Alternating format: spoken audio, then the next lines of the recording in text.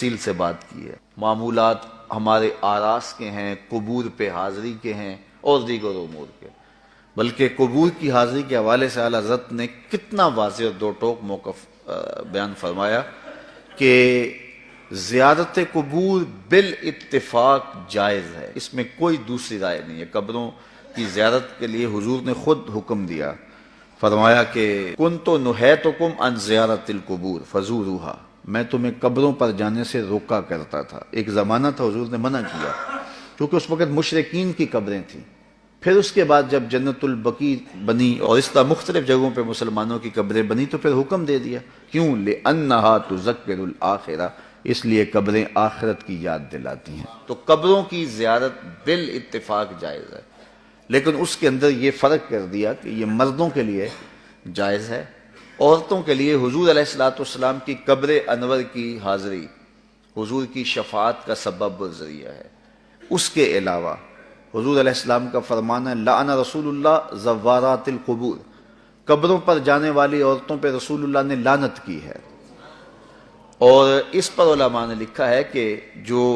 فزوروہا کی اجازت ہے، کیا اس میں عورتیں شامل ہیں یا نہیں شامل؟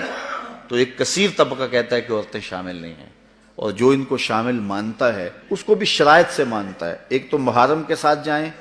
دوسرا وہاں اختلاط مرد و زن نہ ہو، اور تیسری شرط یہ ہے کہ عورتیں جزا فضا نہ کریں، واویلا نہ کریں، جس طرح عورتوں کے اندر جو ہے وہ صبر کی کمی ہوتی ہے مردوں کی نسبت۔ تو اگر ان شرائط کو پورا کیا جاتا ہے تو پھر جو ہے وہ مخصوص جگہوں پہ عورتوں کا چلے جانا قبروں میں جائز ہوگا، اس طرح والد کی قبر پہ جا رہی ہیں، والدہ کی قبر پہ جا رہی ہیں، لیکن ان شرائط کے ساتھ۔ لیکن بعض نے کہا کہ نہیں، مطلق نفی ہے، لیکن جنہوں نے جواز قرار دیا انہوں نے بھی ان 4-5 شرائط کے ساتھ جو ہے وہ جواز قرار دیا۔ باقی جو اختلاط مرد و زن جہاں ہوتا ہے اور محرم کے بغیر خواتین جاتی ہیں، جس طرح کہ ہمارے ہاں مروج ہے، اور یہاں بسوں کی بسیں بھر کر کے مختلف درباروں پر مزارات پہ جا رہی ہیں، اعلیٰ حضرت سے پوچھا گیا جائز ہے یہ نہیں جائز، فرمانے لگے مجھ سے یہ پوچھتے ہو جائز ہے، مجھ سے یہ پوچھو ان پہ لعنتیں کتنی برستی ہیں۔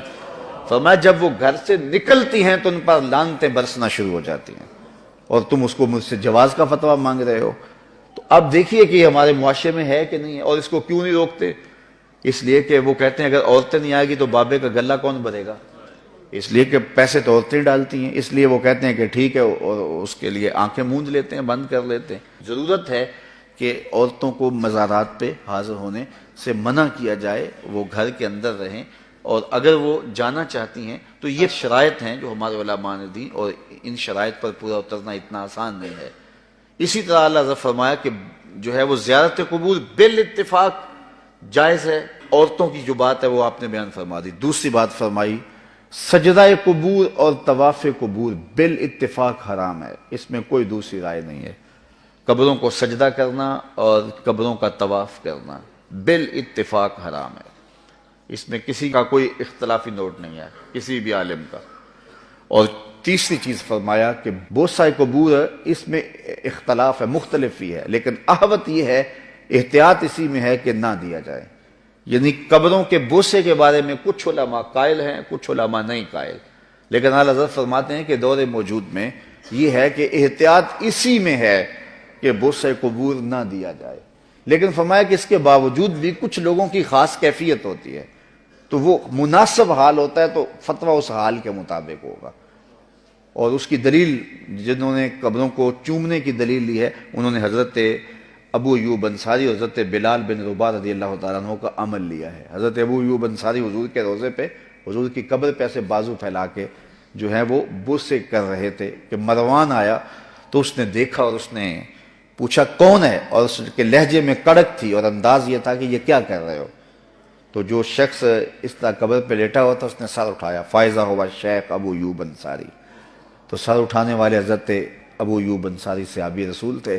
تو مروان کی آنکھوں میں آنکھیں ڈال کے کہنے لگے میں کسی پتھر کو نہیں پوج رہا، اپنے آقا کی قبر کو چوم رہا۔ تو یہ دلیل انہوں نے لی ہے، لیکن یہ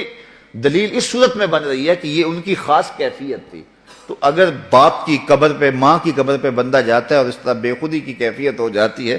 تو وہاں اگر چوم لے تو حرج نہیں ہوگا، لیکن عمومی طور پہ اعلیٰ حضرت نے جو موقف دیا ہے کہ وہ مزارات پہ جائیں تو احوط یہ ہے کہ بوسہ نہ دیا جائے، چونکہ بوسہ دینے کے لیے آپ کو نیچے جھکنا پڑے گا، اور آپ بوسہ دے رہے ہوں گے تو کسی کو یہ گمان ہو سکتا ہے کہ یہ سجدہ کر رہا ہے، لہٰذا کسی کو بدگمانی سے بھی بچانا لازم اور ضروری ہے۔ اس لیے فرمایا احتیاط اسی میں ہے کہ قبروں کو بوسہ نہ دیا جائے اور احتیاط کی جائے۔